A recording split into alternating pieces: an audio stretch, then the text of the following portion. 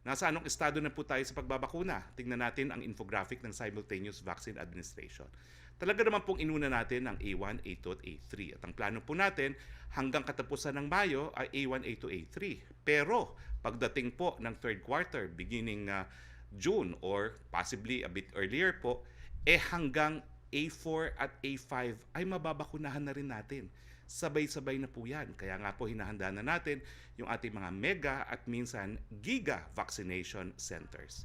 At pagdating po ng Agosto, sisimulan na po natin pati ang ang buong sambayan ng Pilipino. Sa iba pang mga bagay, mamayang gabi ay magiging panauhin po ni si dating Senate President Juan Ponce Enrile sa Talk to the People. Sabi nga ng Pangulo, former Senator Enrile was there right at the beginning. Kinakailangan po nating pakinggan ang sasabihin ng dating senador dahil magandang malaman ang papel ni dating senador sa Antonio Trillanes at dating Secretary Albert Del Rosario sa usapin ng pagkawala ng Scarborough Shoal sa Pilipinas. Ang pagkawala ng Scarborough Shoal, kung inyong matatandaan, ang naging hudyat ng kaguluhan sa West Philippine Sea na dati naman po ay tahimik.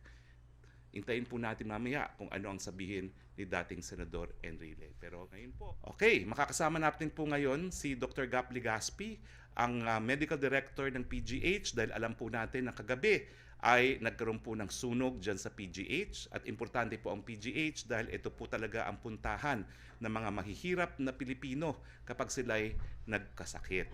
Ako po'y pinanganak sa PGH at nung ako nga po'y nag-COVID, ako po'y naging pasyente rin sa PGH. Pia Renada, please. Hello, Secretary, can you hear me? Yes, I can hear you. Okay, sir, just to clarify, yung A1.5 that you said was the priority group for the mayors and governors, tama no, that means they come after the medical workers and before the senior citizens. If so, sir, why A1.5 and why not just A for kasi like that we can call them government frontliners naman po. Why A1.5? Kasi po ang mga mayor at gobernador ang nagpapatupad po ng prevention, detection, isolation, treatment, and rehabilitation na cornerstone of our COVID program.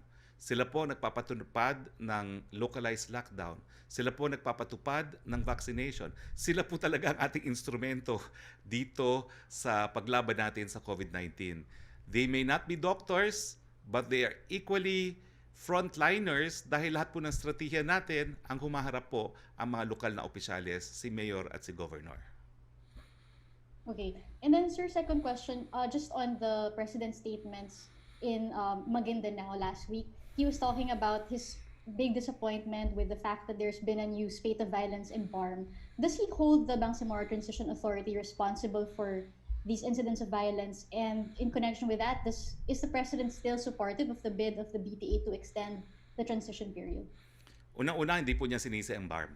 Alam naman po natin na nagkakalat ng lagim dyan sa BARM ay mga bandido, BIFF, no? Splinter groups of BARM. So it's an expression of exasperation, at the same time a warning that the state will not tolerate itong mga acts of violence na ito. No? Pangalawa, he continues to be supportive po of the initiative for the transition. Okay, and lastly, sir, the BTA was supposed to have presented a plan on how to address the violence by the BIAF during their meeting with the President. We just want to know if how the President received it and ano pong thoughts niya on how the BTA can solve the problems of violence in the region.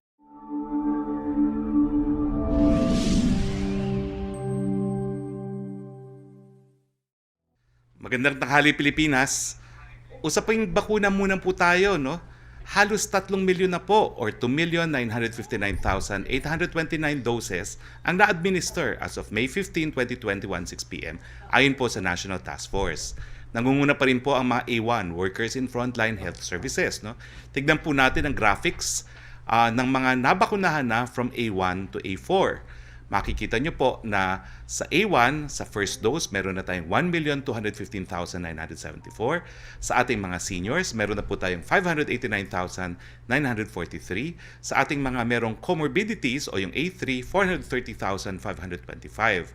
At yung frontline personnel po na nasa A4, meron pong 8,955. Now, yung mga nakumpleto na po yung second dosage, no, sa mga A1 na health workers, 414,467.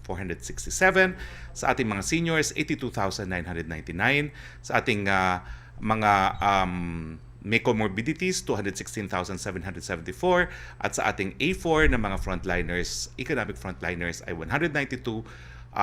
Or suma total, 714,442 na po ang merong completed 2 dosage. Now, sino ba ho ang bumubuo ng A4? Well, alam niyo po ang A4 ay mga economic frontliners. Sila po yung mga commuter transportation, no? Yung public and private wet and dry market vendors, no? Yung workers in manufacturing for food, beverage, medical, and pharmaceutical products. Yung ating frontline workers in food retail, mga frontline workers in financial services, yung ating frontline workers in hotels and accommodation establishment, yung frontline workers in hotels and accommodations establishments, priests, pastors, rabbis, imams, security guards, personnel assigned in establishment offices, agencies, and organizations identified in the list of priority industry sectors, frontline workers in news media, both private and government. Ako, malaki niyang press corps. Pag nabakunahan na kayo, pwede na tayo mag-face-to-face uli. Customer-facing personnel of telecoms, cable, and internet service providers, mga frontline personnel in basic education, overseas Filipino workers, mga frontline workers in law, justice, security, and social protection sectors, mga abogado po yan, no? Mga frontline government workers engaged in operations of government transport system, quarantine inspection, worker safety inspection, and other activities, mga frontline government workers in charge of tax collection, assessment of business for incentives, election, national ID data collection personnel, mga diplomatic community and Department of Foreign Affairs personnel in consular operations, at Department of Public Works and Highways personnel in charge of monitoring government infrastructure projects. Ngayon naman po ay napagkasundoan ng inyong IATF ng mga gobernador at mga mayor ay mapapabilang na rin po sa priority A 1.5. Ito ang nilalaman ng IATF Resolution 115.-B. So mga mayors at governors, magpabakuna na rin po tayo. Nasa anong estado na po tayo sa pagbabakuna? Tingnan natin ang infographic ng Simultaneous Vaccine Administration. Talaga naman pong inuna natin ang A1, A2 at A3. At ang plano po natin hanggang katapusan ng Mayo ay A1, A2, A3. Pero pagdating po ng third quarter, beginning June or possibly a bit earlier po, hanggang A4 at A5 ay mababakunahan na rin natin. Sabay-sabay na po yan. Kaya nga po hinahanda na natin yung ating mga mega at minsan giga vaccination centers.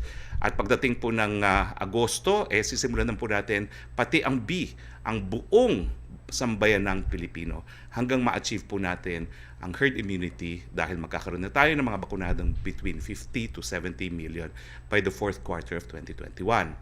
Ngayon, ano po yung strategiya natin? No? Well, syempre po, sa kahit anong pandemya, bibigyan natin ng prioridad o unahin natin yung mga lugar kung saan mataas po ang COVID-19. Hindi po yan badge of honor. Ang katunayan po, malungkot yan, pero dahil naririto po mga kaso, dito po talaga dapat nating simulan. Pero ito naman po ay paninimula lamang. At ito pong dahilan kung bakit magsisimula tayo sa NCR at saka yung class 6 provinces, yung Bulacan, Cavite, Pampanga, Laguna, Batangas, and Rizal, kasama po ang Metro Cebu at Metro Davao. Pero hindi po natin kakalimutan ang buong daigdig. Sa isang model po na pinag-usapan kung kailan lamang, sa kasagsagan po, pag naririyan ng mga bakuna, mga 42% po ang i-reserve natin sa NCR plus 6 including Metro Cebu and Metro Davao. At yung balanse naman po na mahigit 60% pupunta pa rin sa buong Pilipinas. Pero yung ating expansion areas po, unahin natin yung Region 3, Region 4, Cagayan de Oro, Baguio City, and Zamboanga City. Tapos yung Bacolod, Iloilo, Jensan, Iligan, Region 7 and Region 11. Tapos Region 10, Region 6, Region 8, Region 9, Region 2, and CAR. Tapos yung Region 5, Region 1, Region 12, and Region 13. So ang sumatotal po, ang mababakunahan natin ay 83,829,719,000 at ang 70% po niyan ay 58,660,603. Okay, samantala nagsimula nung Sabado ang GCQ with heightened restrictions sa NCR Plus at tatagal hanggang katapusan ng buwan. Ulitin po natin kung ano ba ang ibig sabihin ng GCQ with heightened restrictions. No? Well, tignan po natin itong infographics.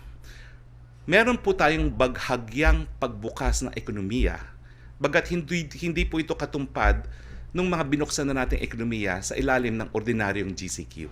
So ibig sabihin, may kaunting binuksan, pero mas kakaunti po ang binuksan kung ikukumpira sa regular na ECQ. For instance, yung outdoor tourist attractions po, gaya ng Fort Santiago, binuksan po natin yan pero hanggang 30% capacity lang po. Yung mga beauty salons, barbershops, beauty parlors, medical aesthetic clinics, cosmetic or derma clinics, nail spas, reflexology, aesthetics, wellness and holistic centers, and other similar establishments, acupuncture and electrocutory establishments, binuksan po natin yan hanggang 30% lamang. Yung limited special events at accredited establishments ng DOT, 10% po. Yung outdoor dine-in services, al fresco, 50%. Yung indoor dine-in ay hanggang 20% lang po. Ano pong hindi pa allowed? Yung mga indoor non-contact sports, courts or venues. So yung mga nagtatanong po sa akin, yung mga badminton na indoor po, hindi pa rin po allowed. No? Ang mga gyms, hindi po rin po allowed yan. No? Kasama po yung mga fitness studios, gyms, spa, or other indoor leisure centers of facilities and swimming pools. Kaya lahat po tayo ay tumataba ngayon. No?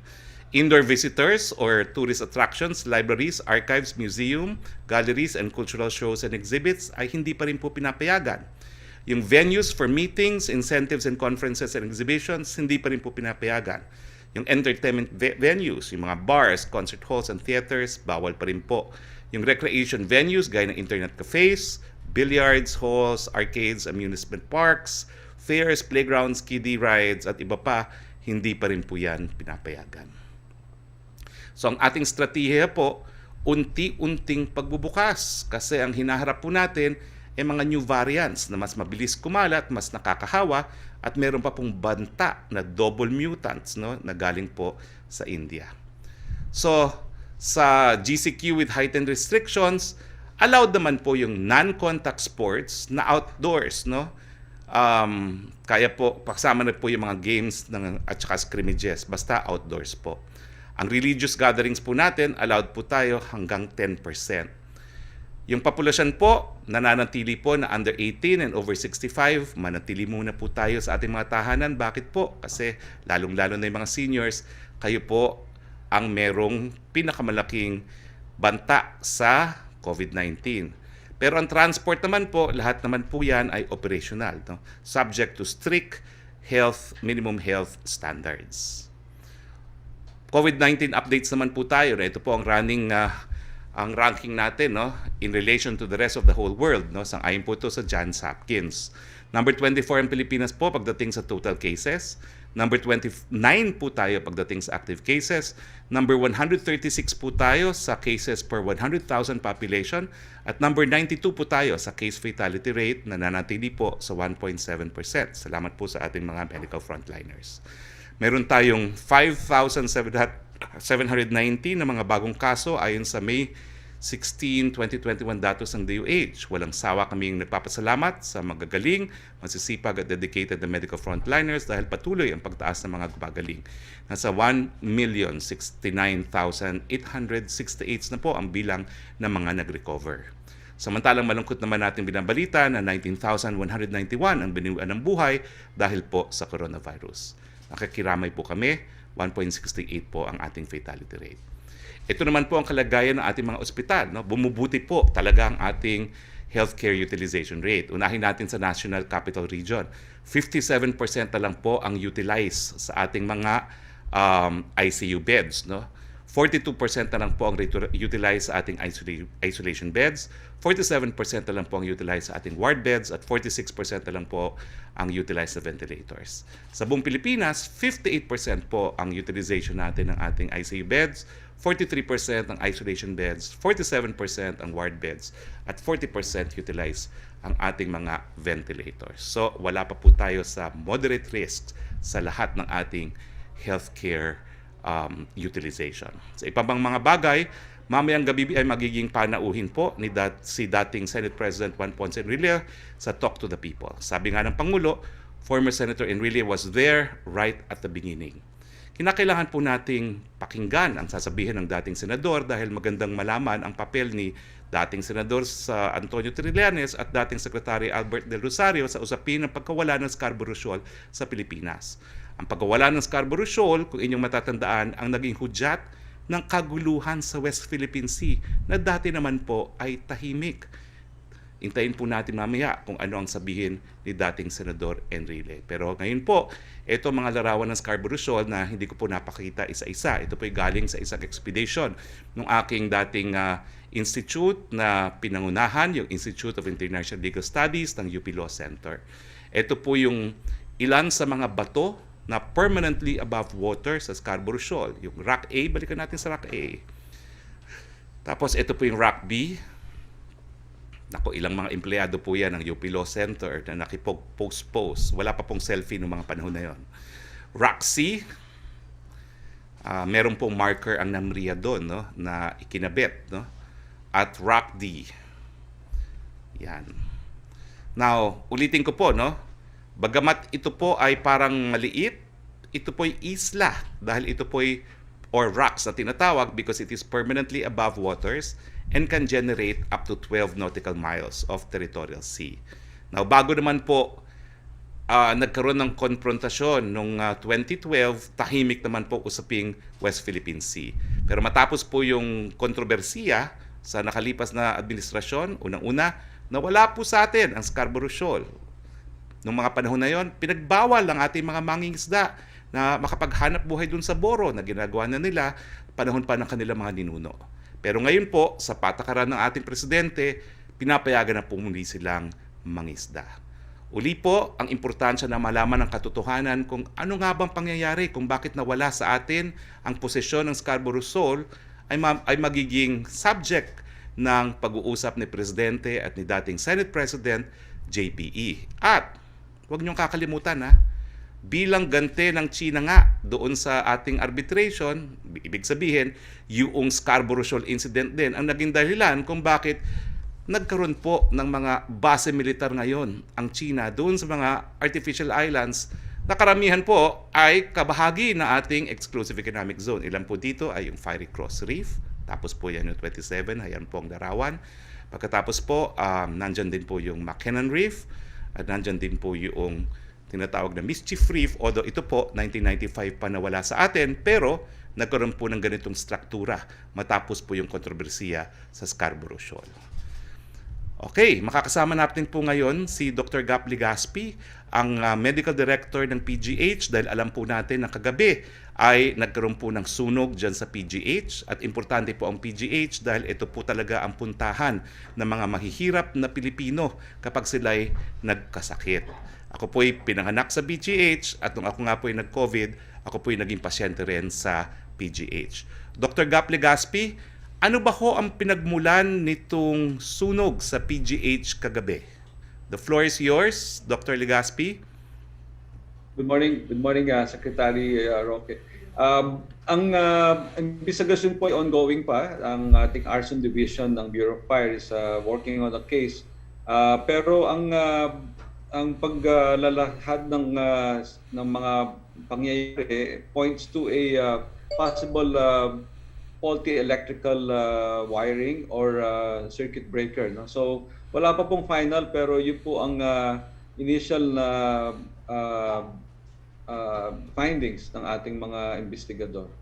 Ano pong mga particular section ng PGH ang nadali po ng sunog kahapon? Okay. Ang direktong naapektuhan ng sunog kung saan talagang may apoy na lumabas ng aming operating room, supply and autoclave room. Ito po yung support area para sa 32 operating rooms doon sa third floor na yon, kung saan lahat pinoproseso ang mga instrumento para gamitin pang-opera. No? So very vital siya to conducting operations on a daily basis. No? Dito rin po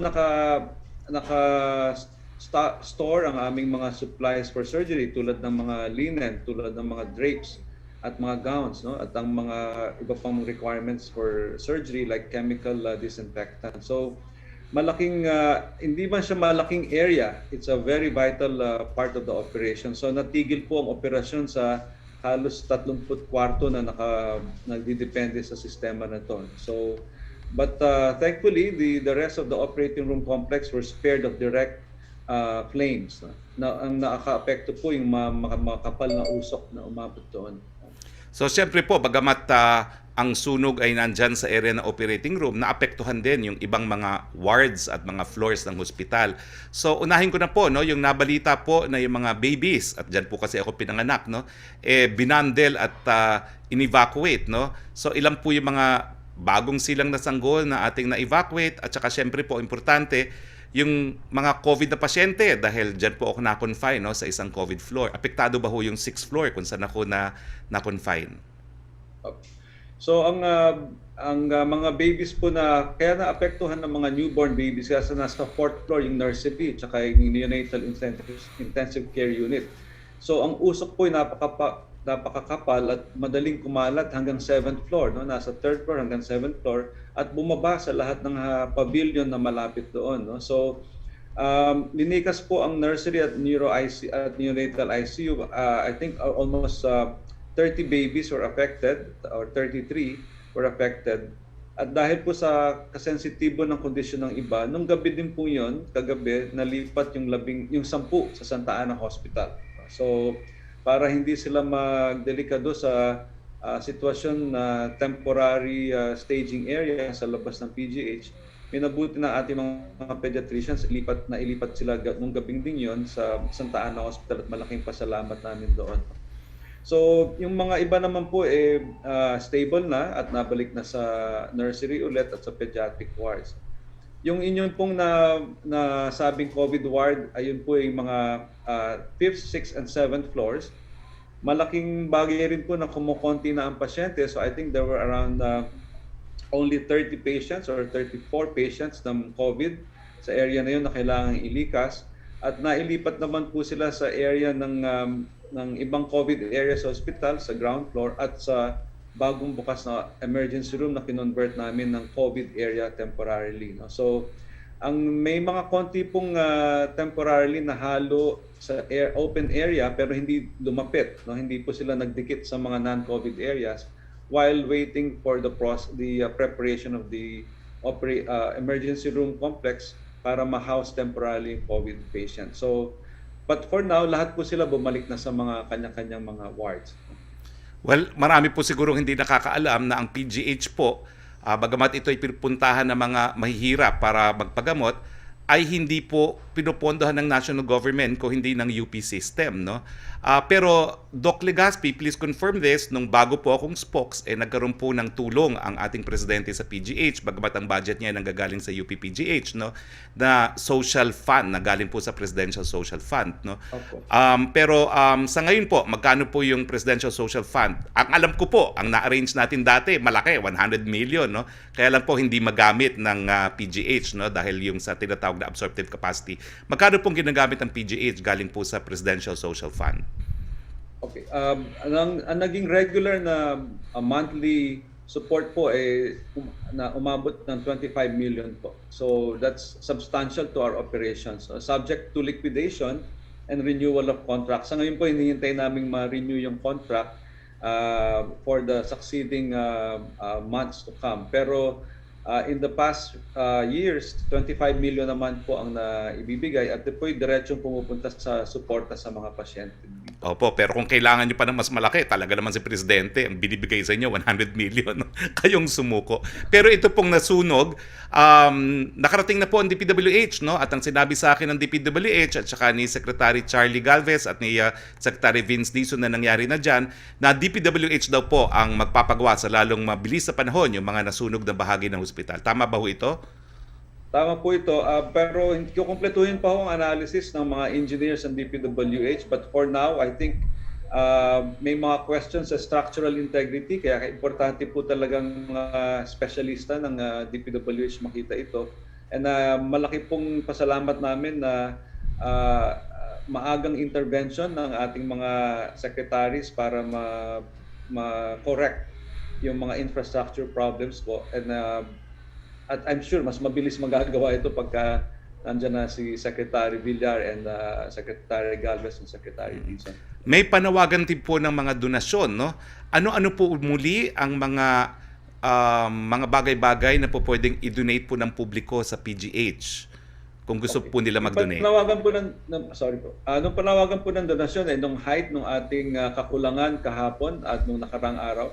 So for now po, dahan-dahan nagsastabilize ang operations ng PGH at ang aming mga dietary requirements na pupunuan na ng dietary section. But still, for the one more day or probably the 2 days, kailangan pa rin ho ng tubig at pagkain ng ating mga pasyente at mga kawani na maaring sa mga numerong aming senior sa publiko maipadala po at may tatanggap na mga units dito sa amin po. Nagpadala na po ng PPE ang DOH, so malaking tulong na po yun, mga KN95 mask, mga gowns na karagdagan namin kinailangan dahil nag-iba po ang health protocol para sa current situation. No? At syempre po, meron na ring pledge ang mga iba't ibang ahensya ng gobyerno to support the funding of the equipment that was lost and will be badly needed in the future po. Oo. Well, Doc, laki po ng utang na loob ko sa PGH. Diyan ako pinanganak, diyan po ako nag-confine, okay, nag-COVID. Alas 3 po, darating ako diyan, may dala akong tubig at hamburger para po sa maraming mga tao sa opisyal, mga workers at mga pasyente po. Alas 3 po. At bukas, yung buong pamilya ko po, aking mga kaibigan, nagpapass lahat para po sa monetary donation at saka para sa mga diapers. So, babalik din po ako bukas. Pero mamaya po, alas 3. Hindi na po nyo ako kailangang makita. Magtalaga na lang po kayo ng representative. Dahil alam ko, busy-busy po kayo. Okay, maraming salamat. Maraming salamat po. Baka may tanong po ang ating media, so please join us in our open forum. Simulan na po natin. Yusek Roque, go ahead. Yes, good afternoon, Secretary Roque and Dr. Gap. Tanong po mula kay Creseling Catarong ng SMNI. Tinanggap na po ni dating Senate President Juan Ponce Enrile ang imbitasyon ni Pangulong Duterte at nakahanda rin siyang isiwalat ng dating senador ang lahat ng nalalaman nito kaugnay sa issue sa West Philippine Sea, reaksyon at details patungkol sa gagawing special meeting sa Malacanang. Well, gaya ng sinabi ko kanina, bagamat yung area po ng Scarborough Shoal ay maliit, importante po dahil yun yung pagkakataon na sumiklab ang kontrobersiya ng West Philippine Sea na dati naman po ay nananahimik. At yan po yung pagkakataon kung saan nawala sa atin yung hawak natin ng Scarborough Shoal. No?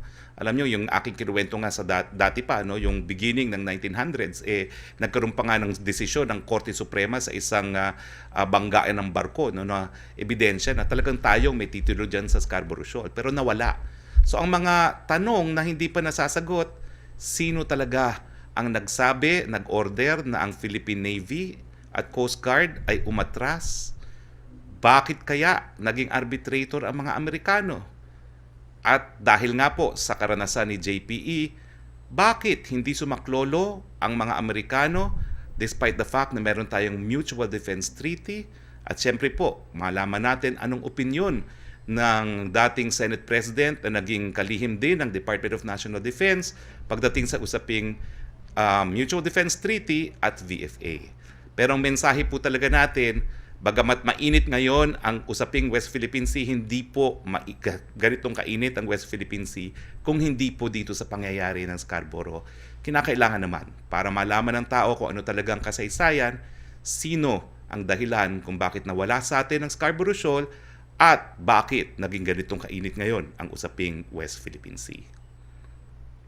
Ang second question, ang susunod pong tanong mula kay Chris Jose ng Remate, reaksyon sa sinabi ni NDF Peace Consultant Ray Casambre na ang totoong target ng Anti-Terrorism Act ay ang mamamayang Pilipino at walang ibang layunin ng ATC sa pagpapalabas nito ng resolusyon kundi patahimikin ang mga nagsasalita o sumisigaw ng pagbabago sa bayan. Ang pinatatahimik lang po ngayon dahil napasama na nga sa terrorist organization ng CPP-NPA ay yung organisasyon ni Mr. Casambre, ang CPP-NPA.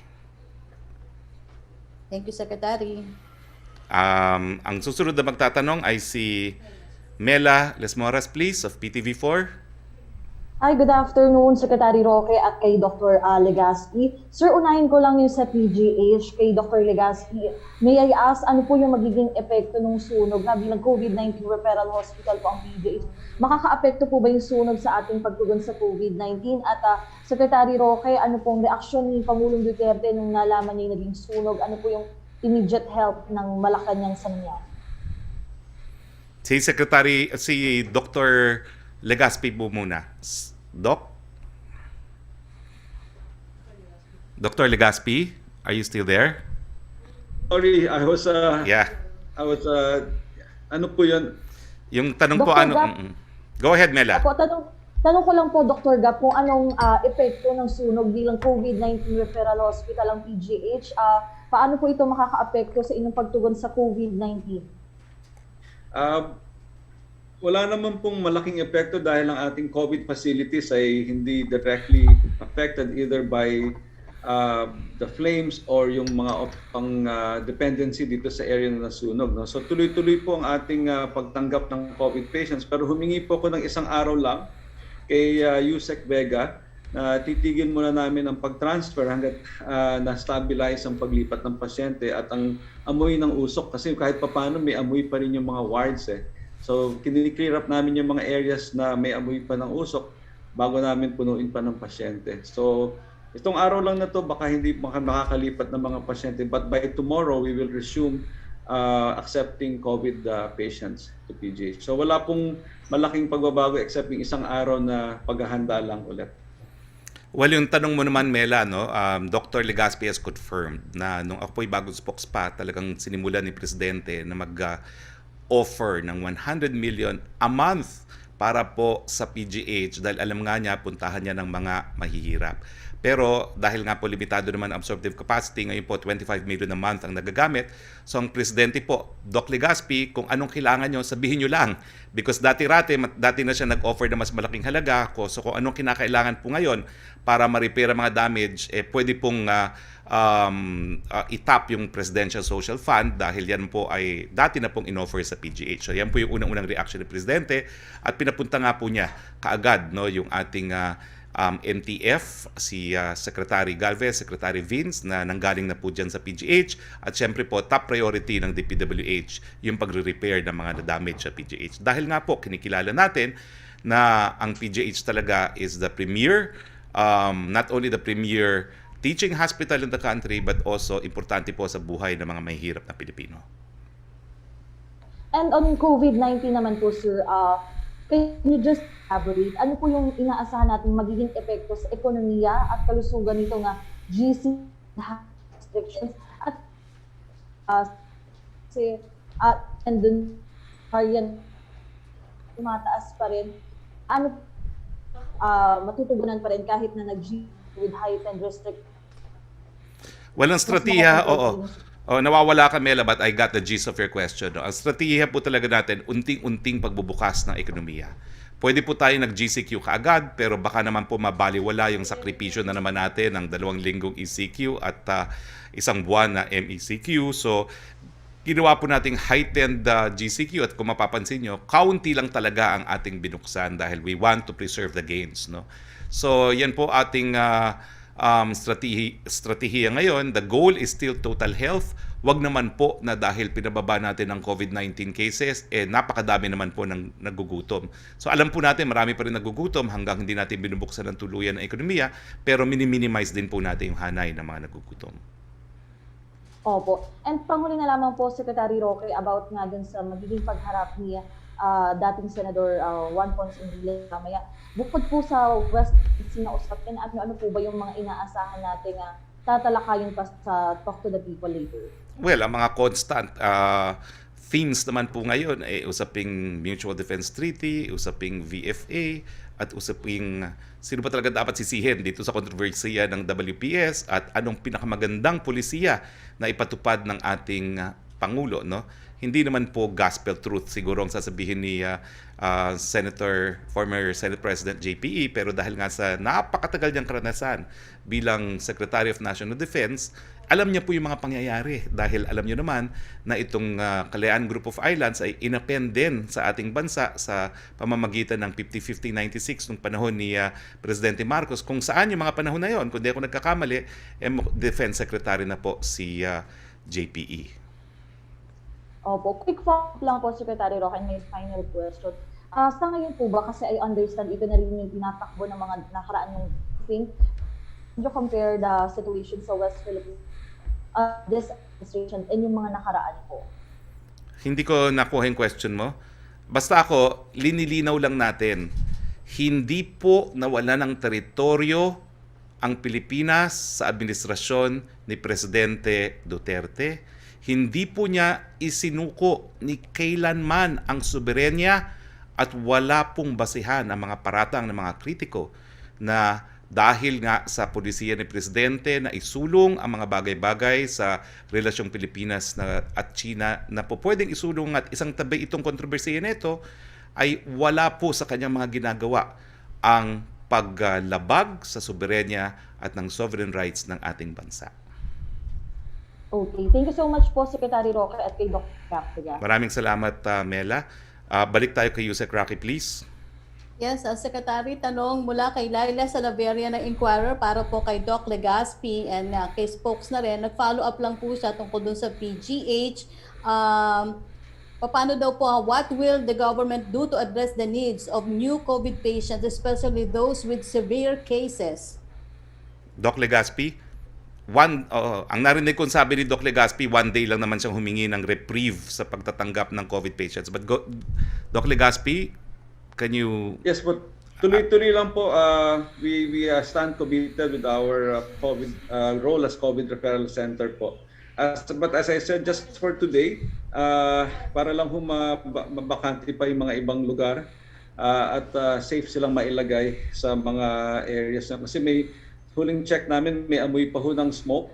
So yesterday, the Red Cross Emergency Response Unit with Senator Gordon brought in smoke evacuators para po mas malinis yung amoy sa mga wards at napaglalagyan sa mga pasyente. So I think by tomorrow we will resume our full operations.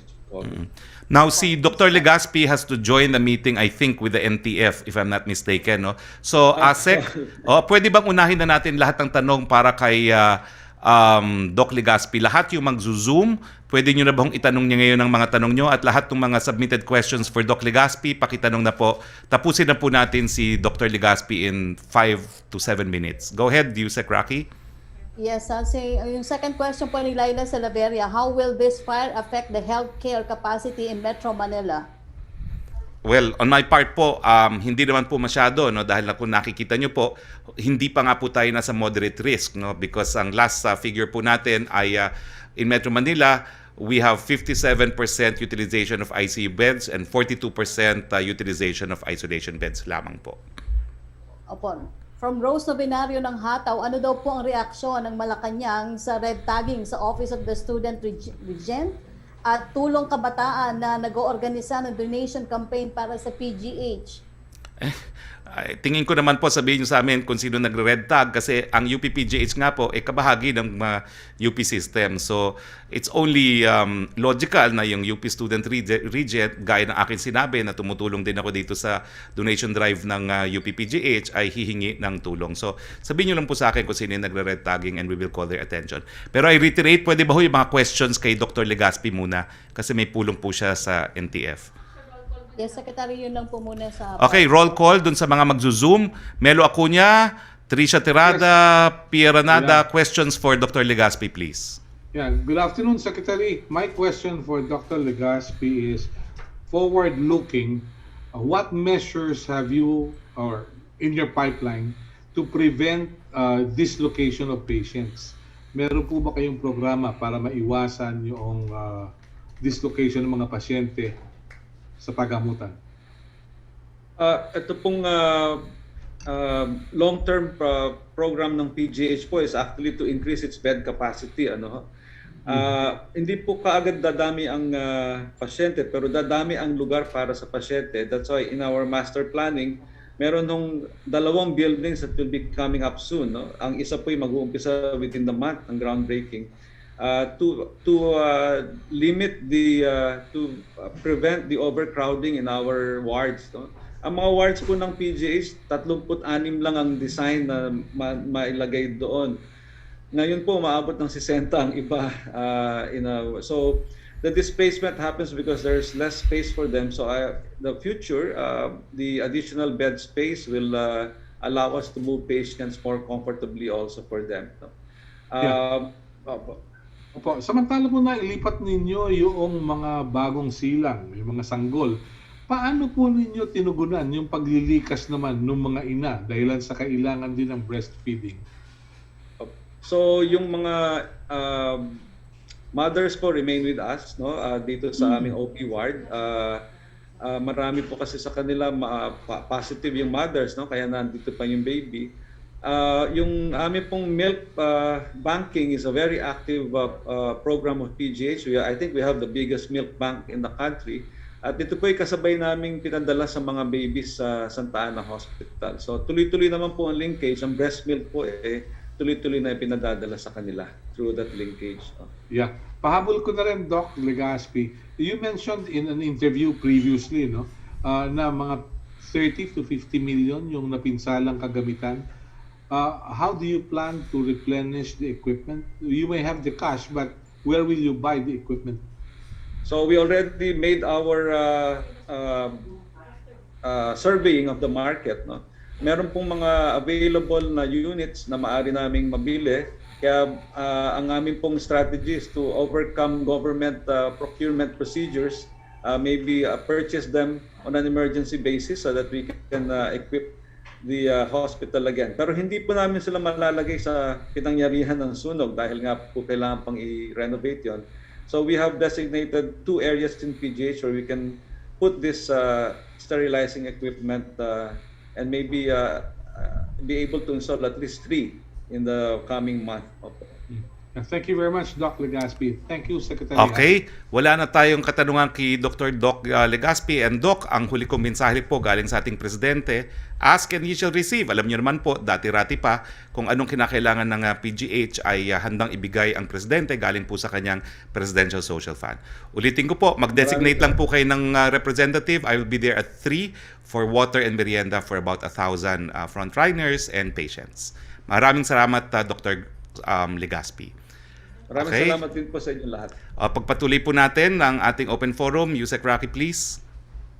Okay, thank you, Secretary. Tanong po ni MJ Blanca Flor ng Daily Tribune, why did the President invite daw po former Senate President Juan Ponce Enrile to a discussion on the South China Sea? Is it because Mr. Enrile also criticized the supposed backdoor negotiation of former Senator Trillanes with the Chinese government? Hindi po, it's for Philippine history. Kasi hanggang ngayon, di natin alam kung ano naging papel ni Senator Trillanes, kung ano yung linalaman ng tinatawag na Brady Notes na binigay po sa kanya nung siya po ay Senate President. Opo, second question niya, did Mr. Enrile accept the President invitation, and what advice, insights can we expect from him?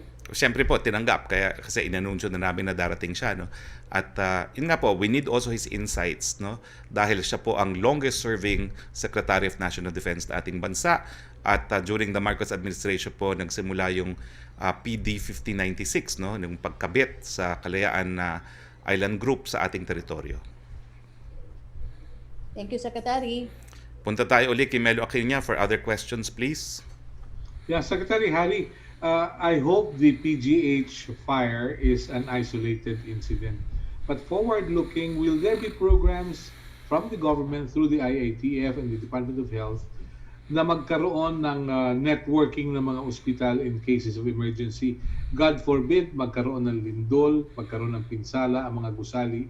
Meron kaya tayong mga programa para sa ganitong emergencies? Well, yan po ang ginagampang papel ngayon ng One Hospital Command Center.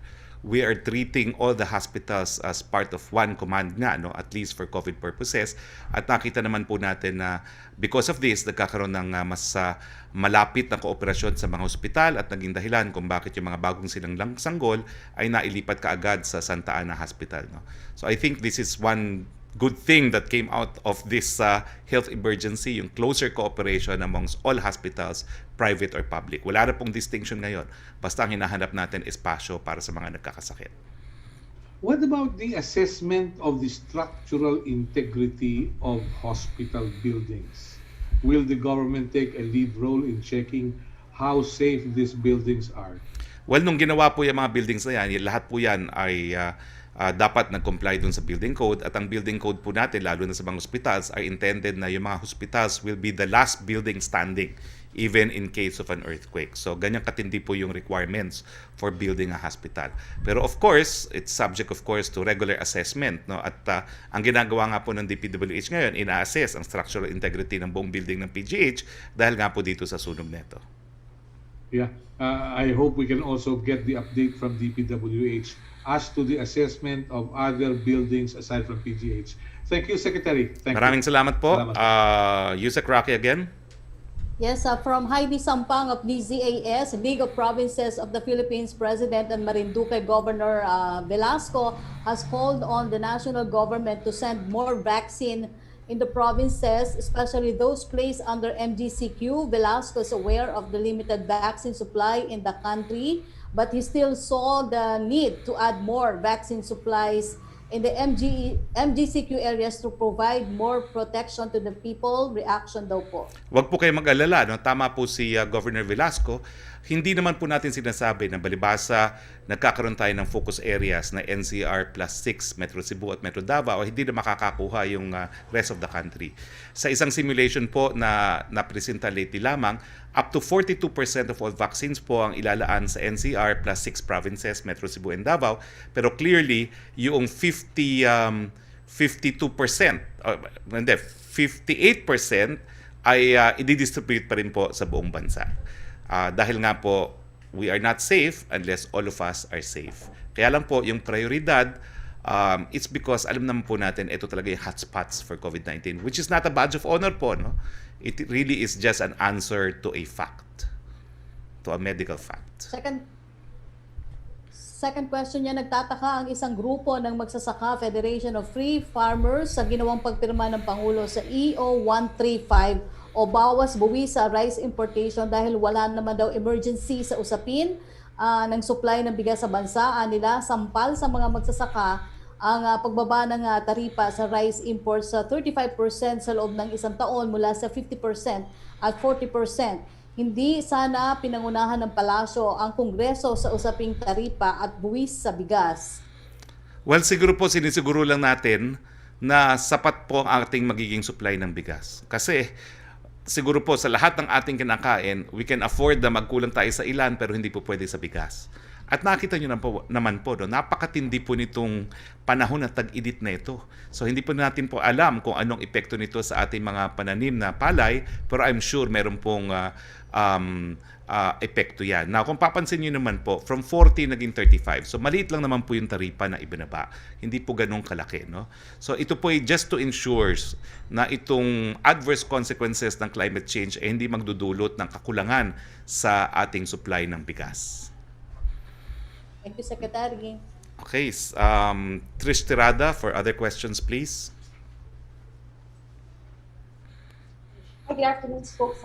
Sir, first question, ito lang po follow up on the West Philippine Sea issue. Because yung, I remember, so last time, telling the fishermen na at least ngayon po nakakapangisda na sila. Yung argument, sir, or the mindset na nakakapangisda na yung mga Pilipino, for example, dun sa, at least sa Baho de Masinloc, hindi po ba lumalabas na very mediocre ang ating standard that we can settle with this agreement when we deserve more? Well, kasi pagdating sa usaping EEZ, that's really right to exploit and explore fishing resources. Doon sa apat na bato ng Scarborough Shoal, ano pa bang makukuha mo dyan kung hindi isda? Yan lang po ang Scarborough Shoal.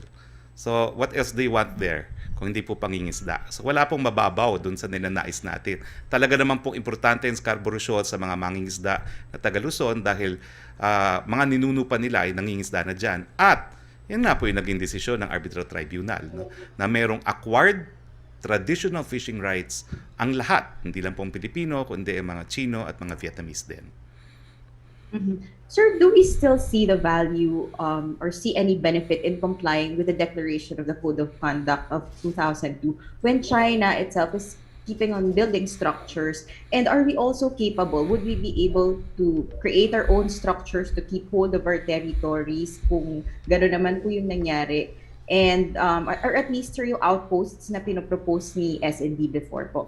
Well, kaya nga Tricia, kailangan natin malaman kung ano talaga ang katotohanan para sa ating kasaysayan. Kasi yung mga artificial islands na ngayon, nagsisilbing military base militar ng mga China, at ayan na naman yung mga ilang mga larawan dyan, no?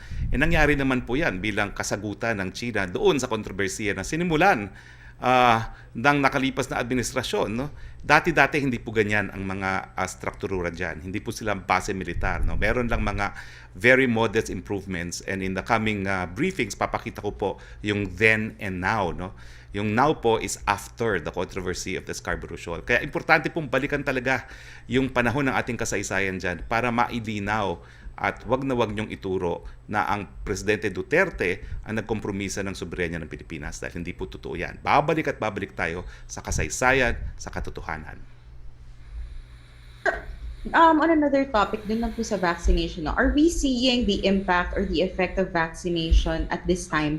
Or are the numbers still too low or too small or too early to tell us? Well, scientists have said that the vaccination drive will have an impact kapag nabakunahan na natin around 35% of the population, at wala pa po tayo doon. Pero mabuting balita po ngayon, meron na tayong 4 na milyon na available vaccine within the month of May na ibibigay, at magiging sapat na po ang ating supply at least to provide about 3.5 million vaccines regularly to Metro Manila and the plus 6 areas, no? At makakamit po siguro natin itong 35% or on or about the month of August, no? Kung masusunod yung simulation na pinaplano po ng gobyerno, but that is subject to IATF approval, kaya hindi ko pa po muna ma-discuss. As soon as IATF approves it po, we will discuss it.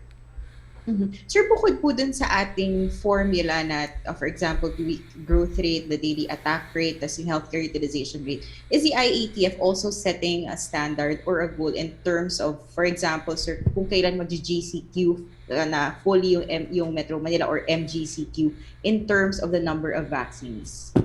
Well, sa ngayon po, we are discussing the classification also in relation to the vaccination drive. Kaya nga po, hindi tayo tuloy nagbukas kasi hindi pa sapat din yung bakuna, no? Pero pag bumuhos na po yung bakuna, there will be more confidence na mas buksan pa ang ekonomiya.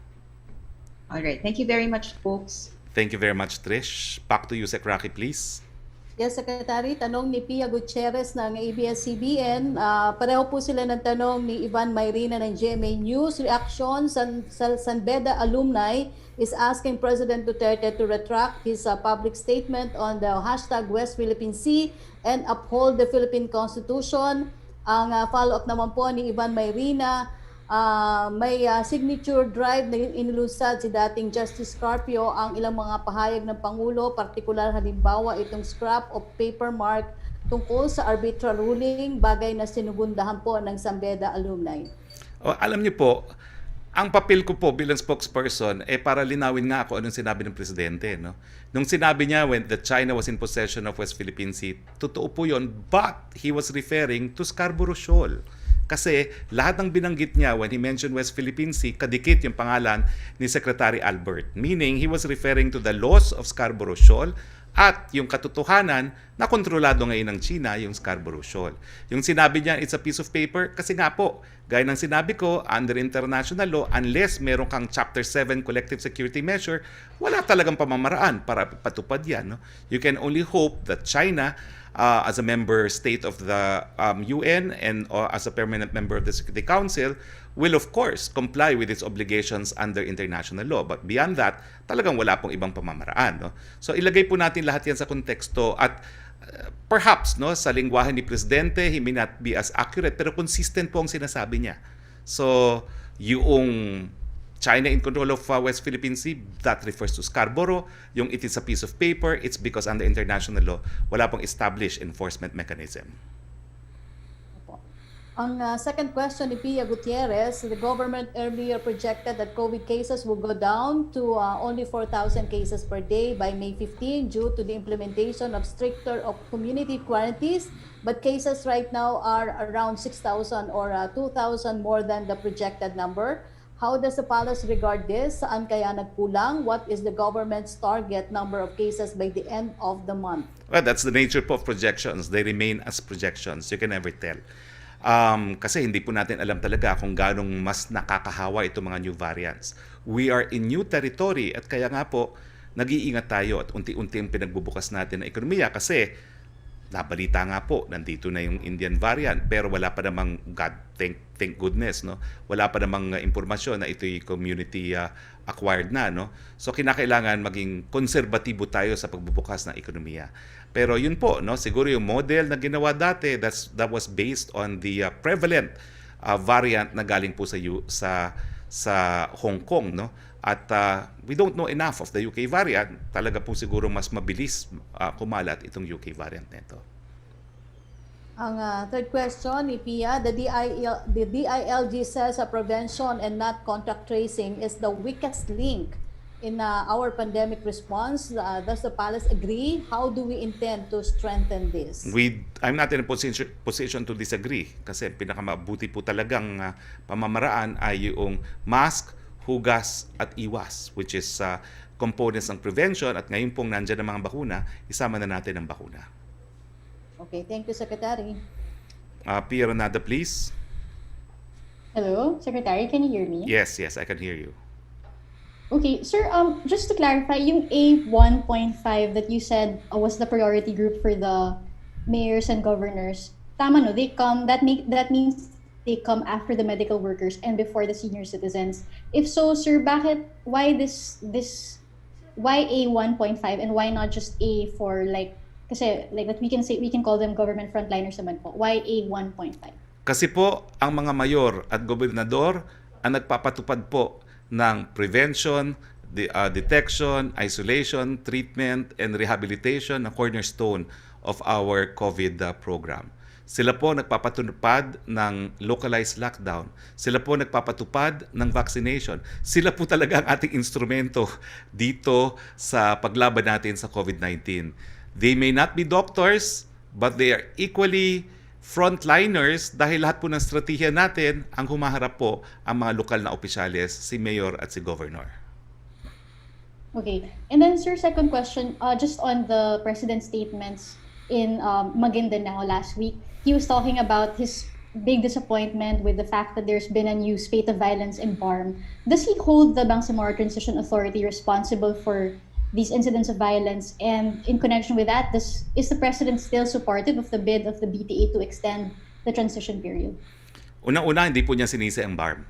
Alam naman po natin na nagkakalat ng lagim dyan sa BARM ay mga bandido, BIFF, no? Splinter groups of BARM. So it's an expression of exasperation, at the same time a warning that the state will not tolerate itong mga acts of violence na ito, no? Pangalawa, he continues to be supportive po of the initiative for the transition. Okay, and lastly, sir, the BTA was supposed to have presented a plan on how to address the violence by the BIF during their meeting with the president. We just want to know if how the president received it and ano pong thoughts niya on how the BTA can solve the problems of violence in the region. I have no information. I'll check because that only happened last week, no? So I'll check, Pia. All right. Thank you, Sec. Thank you very much, Pia. Back to you, Sec Roque, please. Yes, Secretary. Tanong ni Ivan Mayrina, while saying that he doesn't want trouble with China, medyo mas palaban ang pahayag ng Pangulo na hindi patitinag ang ating mga barkong nagbabantay sa contested waters. Can we say that from here on, ito ang magiging stance ng ating gobyerno? Ivan, hindi po nagbagong pulisiya ni Presidente Duterte. Bagamat isang tatabi niya ang hindi mapagkasunduan sa ngayon at isusulong ang po pwedeng mapagkasunduan, hindi po nagbago ng posisyon ng Presidente na itataguyod din niya ang soberenya at pangangalagaan niya ang teritoryo ng Pilipinas. Kaya nga po sa kanyang administrasyon, ang pangako niya, walang bagong teritoryong mawawala sa atin. Question from Maricel Halili ng TV5. Dr. Leah Chon said we cannot achieve herd immunity by December with the current rate of vaccination. He said we should need at least 300,000 vaccination a day, and it's about time to open vaccination for A4. I understand that the vaccines from COVAX facility can only be used for A1 to A3 categories. How about other brands like Sinovac and Sputnik? Can't we start using those vaccines for A4? Unang-una po, it has always been the plan na pag dumami ng supply natin, bubuksan na natin ang A4 and A5. And I will correct, Dr. Leachon, mali po kayo. Ang COVAX, hindi nga po kasama ang A4. Ang COVAX, dapat ang susunod na priority, A5, yung mga mahihirap. Kasi ang gusto nila, equitable access to vaccines. Kaya po, ang gagawin natin, kung makita nyo po dyan sa ating graphics, no, isasabay po natin yung A4 at A5. At ito yung magsisimula na tayo, no, if sa Hunyo, if not even earlier, no, possibly within the last week of May. Tingnan po natin. Now, ang mangyari po dyan, yung COVAX, ibibigay natin sa mahihirap. Yung mga binili nating vaccines, yun ang ibibigay natin sa A4. Kasi nga po, hindi natin pwedeng labagin yung order of priority ng COVAX at ang order of priority of COVAX is A1, A2, A3, and A5. Okay. Second question po ni Maricel Halili. One Sambayanan said that some of the candidates who would like to run under their slate are still hesitant. Does it make the candidates of the administration in better position? Alam niyo po, kung magkakaroon po ng advantage ang mga kandidato ng administrasyon, ito po ay dahil unang-una, may pandemya.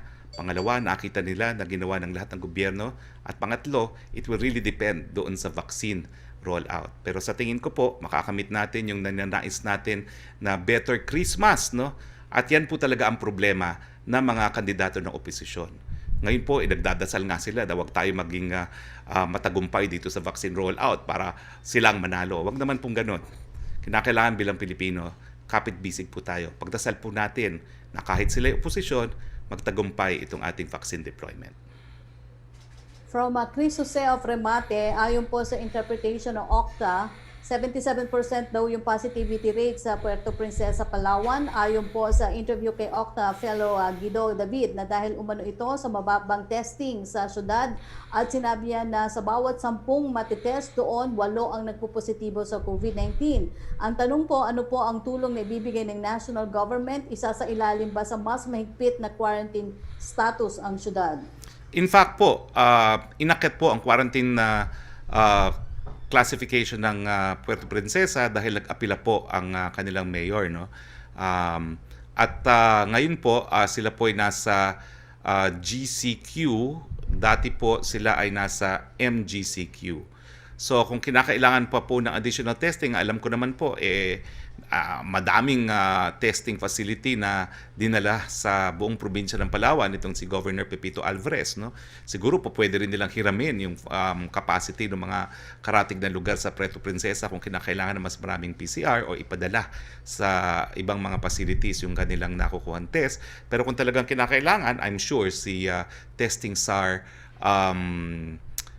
Vince Dizon will send additional antigen kits if need be dahil madami po tayong binili dyan dahil nga po sa surge.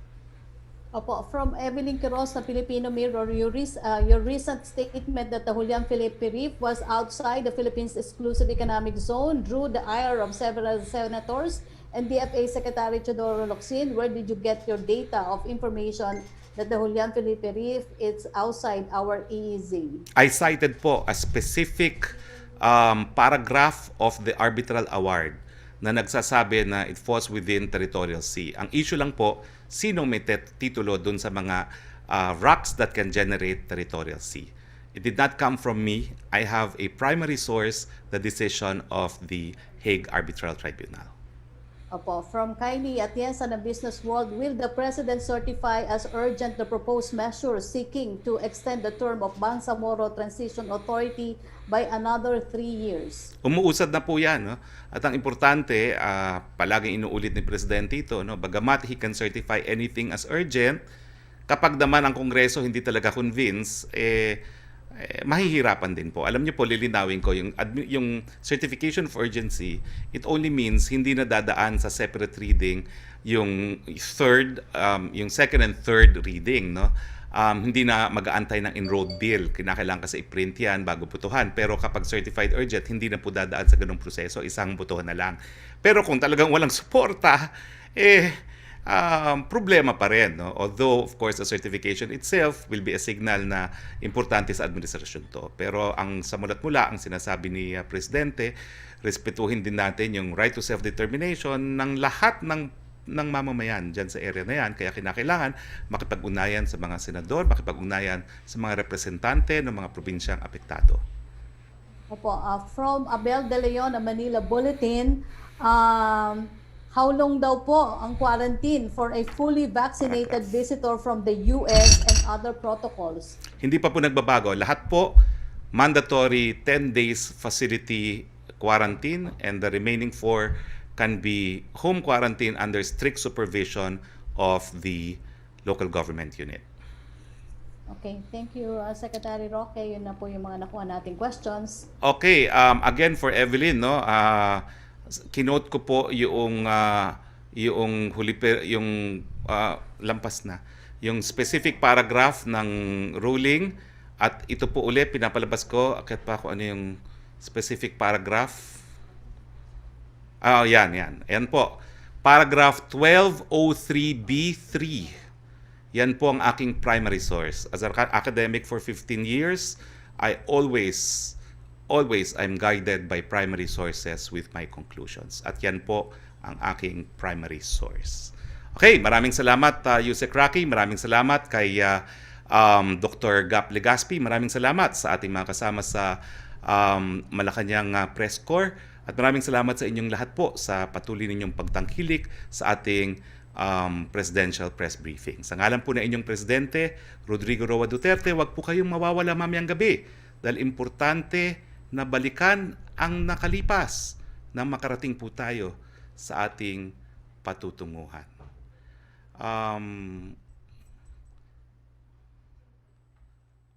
Okay, magandang hapon po sa inyong lahat.